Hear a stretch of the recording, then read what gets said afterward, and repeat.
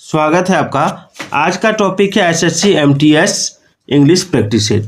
आप यहाँ देख सकते हैं 11/7/2022 के द्वितीय पाली में इंग्लिश से पूछे गए प्रश्नों को लेकर मैं आया हूँ।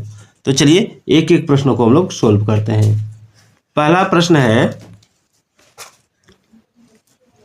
कि select the option that can be used as a one word substitute for the given group of words. ठीक है, यानी एक 4 ऑप्शन दिया हुआ है। ठीक है, 4 ऑप्शन दिया हुआ है और एक ग्रुप ऑफ वर्ड दिया हुआ है। ठीक है, तो ग्रुप ऑफ वर्ड जो दिया हुआ है इस 4 ऑप्शन में से आपको इसका आंसर चूज करना है जो वन वर्ड सब्स्टिट्यूट वाला है, यानी अनेक शब्दों के बदले एक शब्द में आपको आंसर देना है। ठीक है, तो आप देख सकते हैं क्या लिखा है, ये place for ammunition and weapons, यानी एक ऐसा जगह जहाँ पर अस्त्र शस्त्र रखा जाता है। सवाल देखिए कि एक ऐसा जगह जहाँ पर अस्त्र शस्त्र रखा जाता है उसको क्या कहते हैं। तो देखिए यहाँ पे उसका जो आंसर होगा वो हो जाएगा आर्सेनाल। ठीक है, एप्ट्योर का मतलब होता है आपका कसाई खाना। अरेना का मतलब क्या होता है, अरेना का मतलब होता है अखाड़ा।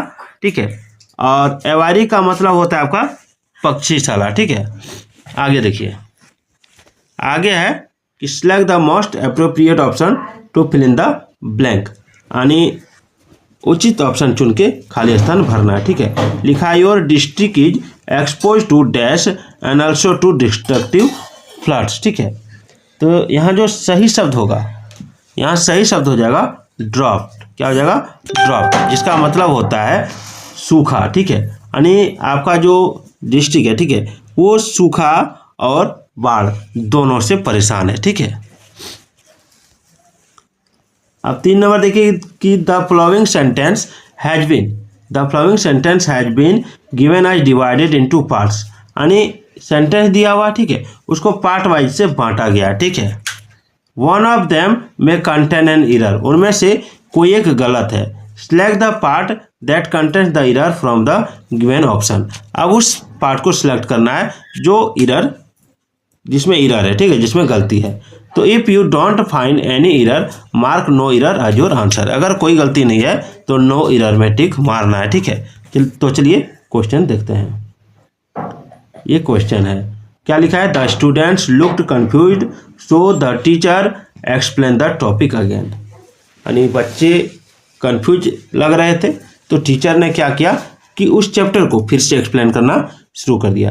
तो सबसे पहले यहाँ पे गलती क्या है, सो देखिए गलती क्या है मैं आपको बता देता हूँ। यहाँ पे जो गलती है, ठीक है,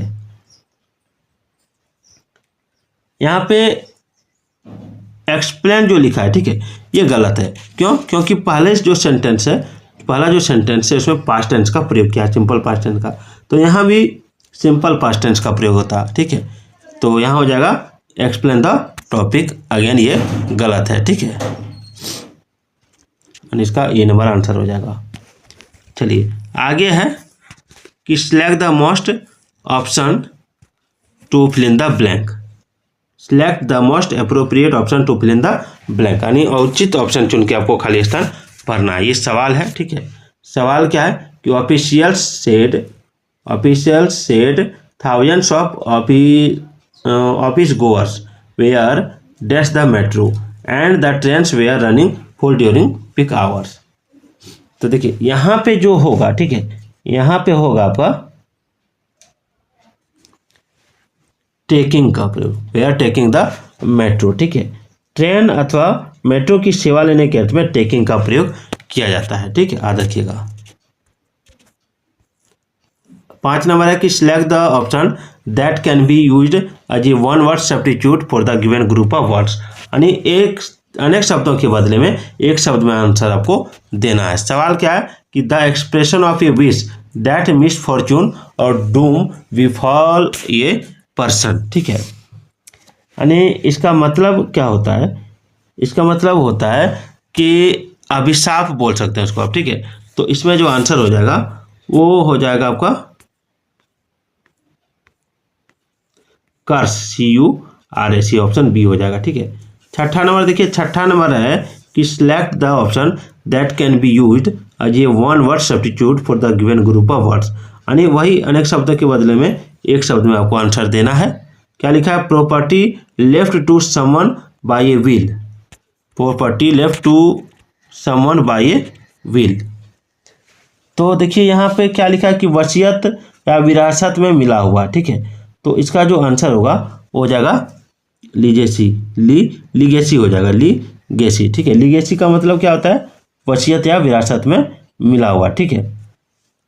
विंडफॉल का मतलब होता है आपका प्रत्याशित लाभ, और एलिमनी का मतलब होता है निर्वाह व्यय, और प्रोफेसी का मतलब होता है भविष्यवाणी, ठीक है।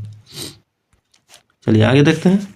आगे select the most appropriate option to fill in the blank, यानी आपको उचित ऑप्शन चुन के खाली स्थान भरना है। सवाल क्या है कि सुन टीजू सेज, ठीक है, that dash the enemy without battle requires greater skill then winning on the battle field. तो इसमें जो आंसर होगा वो क्या हो जाएगा? तो इसमें हो जाएगा दैट के बाद डिफीटिंग होना चाहिए। क्या होना चाहिए? डिफीटिंग, ठीक है, डिफीटिंग द एनिमी, यही हो जाएगा, डिफीटिंग हो जाएगा। दैट के बाद यहाँ रिक्त स्थान पर डिफीटिंग रखा जाएगा। क्यों?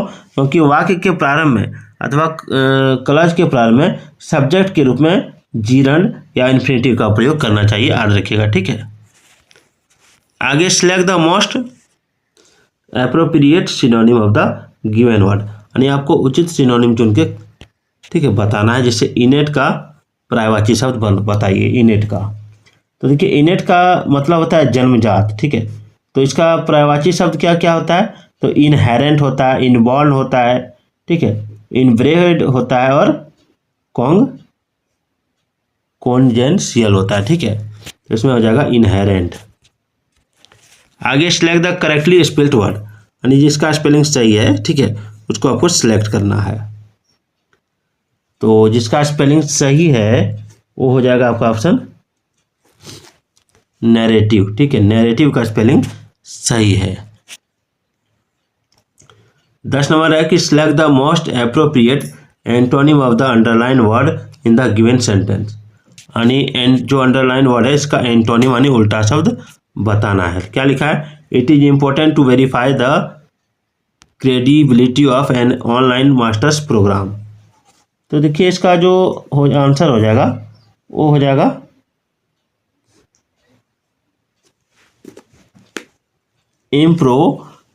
इम्प्रोबेबिलिटी, ठीक है। इसका मतलब होता है विश्वसनीयता, याद रखिएगा। चलिए आगे है select the most appropriate option to fill in the blank, यानी उचित ऑप्शन चुन के खाली स्थान आपको भरना है। लिखा है the girl ran into the house to get some dash of bread, cold potatoes and other such morsels as were suitable for the fowls. तो देखिए इसका राइट आंसर जो हो जाएगा वो हो जाएगा आपका क्रम्स, ठीक है, क्योंकि रोटी का टुकड़ा के लिए, ठीक है, रोटी के टुकड़ों के लिए क्रम शब्द लिखा जाता है, ठीक है, याद रखिएगा। चलिए आगे select the most appropriate option to substitute the underline segment in the given sentence. If there is no need to substitute it, select no substitution required. देखिए, ठीक है, जो सबसे उचित ऑप्शन होगा उसको आपको चुनना है, ठीक है, ताकि जो अंडरलाइन सेगमेंट दिया हुआ है, ठीक है, उसके जगह पर कोई ऑप्शन में से कोई एक वर्ड आपको रखना है। अगर कोई नहीं मिल रहा है तो नो सब्स्टिट्यूशन में रिक्वायर आंसर मारना है, ठीक है। आगे देखते हैं।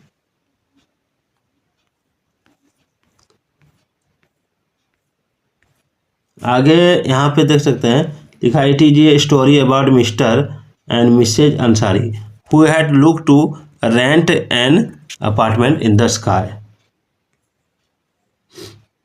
तो देखिए इसका जो राइट आंसर होगा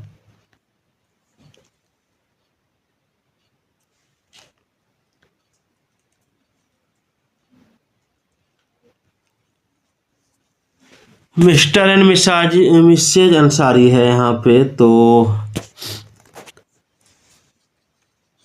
देखिए मिस्टर और मिसेज अंसारी दोनों मिलकर प्लुरल बन जाने से इज का प्रयोग नहीं होगा। इसके अलावा वाक्य में रेंट, ठीक है, जिस कारण फोर का प्रयोग नहीं होगा। वाक्य में रेंट है जिस कारण फोर का प्रयोग नहीं होगा, ठीक है।